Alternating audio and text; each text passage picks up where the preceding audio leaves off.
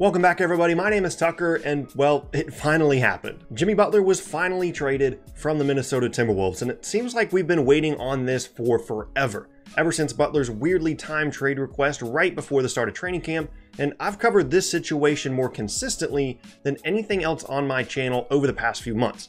First, about how Minnesota should react to the trade demand, then how they kind of screwed themselves over with the lack of agreement throughout the organization on how to proceed from there, and lastly, I covered the Houston Rockets' crazy offer of 4 first-round picks and matching salaries in exchange for Butler. But I can fully admit that I did not anticipate Jimmy Butler being traded to the Philadelphia 76ers. I mean, on paper it made sense. They've been chasing a third star to go along with Joel Embiid and Ben Simmons for over a year now, but I was mostly caught off guard because I hadn't seen any reports connecting the two sides in trade talks recently, and certainly not about anything imminent. But now that he's been traded, everybody obviously has their take, but primarily, I want to talk about where this leaves the Sixers moving forward. Specifically, how this affects their ability to land another big-time player in free agency this summer. First off, I do think it's important to point out that the Sixers received Butler and Justin Patton in exchange for Dario Saric, Robert Covington, Jared Bayless, and a second-round pick.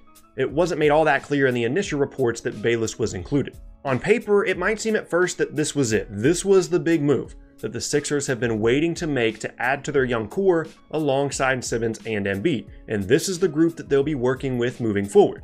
After all, a big part of the process, as with its sister rebuilding project in Houston with Daryl Morey, was to stockpile assets in order to make a move on a star that's being undervalued on the trade market, which you could argue Butler was being. For Houston, that came about when the Thunder weren't willing to exceed the luxury tax to retain James Harden, and the Sixers are hoping for a similar outcome here. But that's only the surface level thinking of this move. When you take a deeper look at their roster and payroll, it's easy to see that they are far from done assembling the team that they hope to contend with moving forward.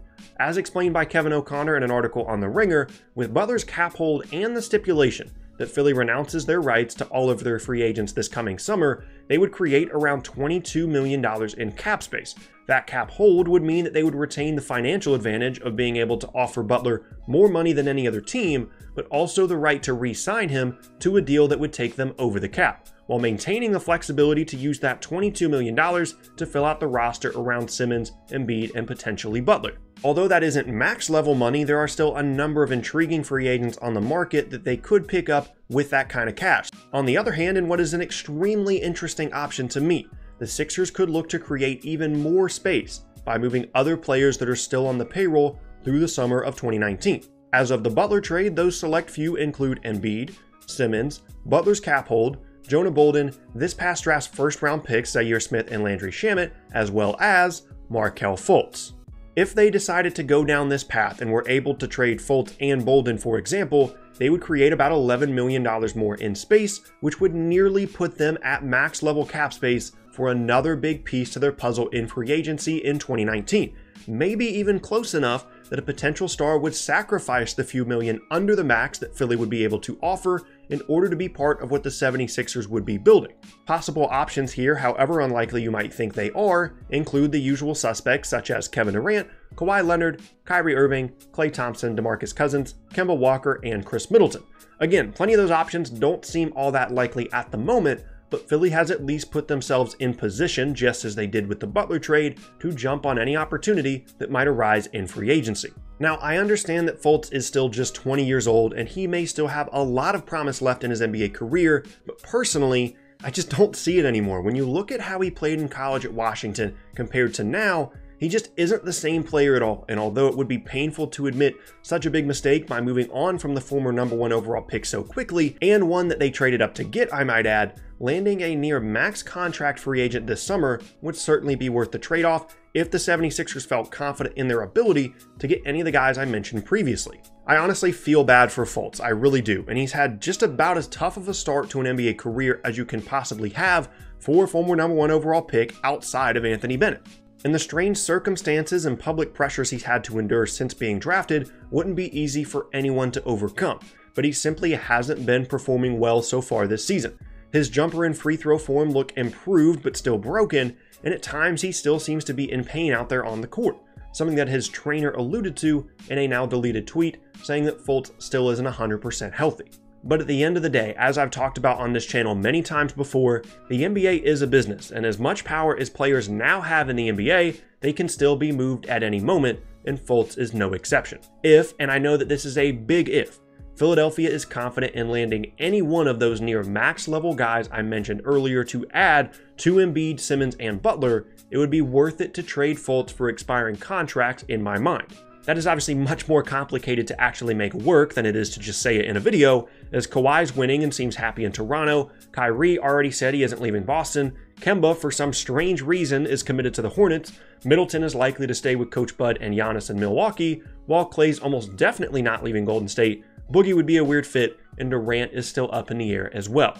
So it kind of seems like either the Sixers did this in the wrong order, and ideally they would trade for Butler after signing a big fish in free agency, or they're setting themselves up to have cap space in a summer with an increasingly dry free agency pool. But this is still an enviable position to be in, to have arguably 3 top 20 players on the same roster, with the very likely ability to add another all-star caliber player this summer. There is also option number 3, which would go completely against this super team mantra that seemingly every NBA team is chasing right now, where the Sixers would keep Fultz and use their cap space to sign multiple players to add depth rather than just one superstar guy. Because this team is even thinner now depth-wise than they were before sending away 2 solid rotation players in exchange for a star in Butler. And that depth will likely be an issue this season, pending any potential buyout candidates later in the year, as well as moving forward either with this current Big 3 or with the addition of another star. But the number of possibilities for the Sixers in terms of their offseason plans are pretty endless, and I'm sure I'm going to cover that throughout the year. So I'm going to move on to my last point in this video, and that's whether or not Butler will end up staying in Philadelphia. On the surface, it seems pretty simple. The Sixers just traded assets for Butler. He's now in a preferable situation to Minnesota, and there are reports out there saying that both sides are committed to a long-term future together. But let's consider this from a more in-depth perspective. First, Butler has a history in 2 different spots now of creating a dysfunctional environment to get what he wants, and it isn't out of the question to consider that that could happen again in Philadelphia. He created a mess in Chicago, sabotaged the early part of this Timberwolves season, and is now going to a team with a young core that is suddenly under a ton of pressure. I mean, a lot of us as fans, and I'll put myself in this generalized group as well, we just jumped on the 76ers bandwagon so quickly because we wanted the process to end up working out. And when Philly took off late last season and ended up winning a playoff series, we all just kind of acknowledged that they had arrived. But this is a team that had a 25-25 record in early February last year before that crazy end of the season. And now when they didn't start off this season so hot, they felt like they needed to make a big move like this, and has completely changed the timeline of their team. And even though I feel like they didn't really give up a ton to get him, this could turn into a very volatile situation really quickly if Butler doesn't mesh well with these young guys. So these ESPN reports about him and the team wanting a long-term future are great and all, but they also mention a few big caveats about Butler's health and his ability to mesh with the team being sticking points on a potential extension.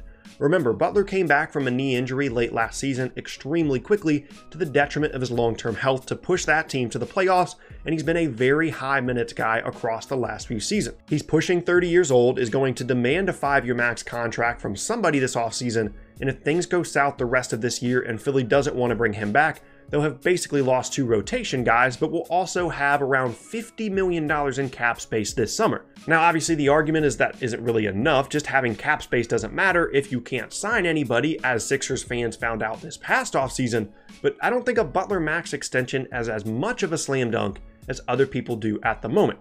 That doesn't mean I don't think it'll happen, I just don't see it as a guarantee when you consider Butler's behavior and demeanor, as well as the contract and payroll situation. Now, with that in mind, let's move on to the idea that Butler does re-sign with the Sixers for the full 5-year, $190 million max. That gives him an average annual salary of $38 million through 2024, which would be his age 34 season. That shrinks Philadelphia's potential title window significantly with this new group of players compared to the one they started November with, and realistically, they have about 2 years after this season in which Butler's contract makes sense, assuming he stays healthy.